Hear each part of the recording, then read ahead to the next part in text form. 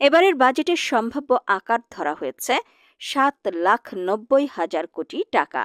2025-26 অর্থ বছরের প্রস্তাবিত বাজেটে বেশ কিছু পণ্যের শুল্ক কর বাড়ানোর প্রস্তাব দিয়েছেন অর্থ উপদেষ্টা সালেহ উদ্দিন আহমেদ। বাজেটে যেসব শুল্ক কর প্রস্তাব করা হয় তা তাৎক্ষণিকভাবে কার্যকর হয়, ফলে শুল্ক কর বাড়লে দাম বেড়ে যেতে পারে। সাধারণত শুল্ক কর বৃদ্ধির প্রভাব বাজারে দ্রুত পড়ে, কমানোর প্রভাব পড়তে দেরি হয়। বাজেট বক্তৃতা, অর্থ বিল ও কাস্টমস কর্মকর্তাদের পাঠানো নির্দেশিকা ঘেঁটে দেখা যায় বেশ কিছু পণ্যের উপর শুল্ক কর বাড়ানো হয়েছে।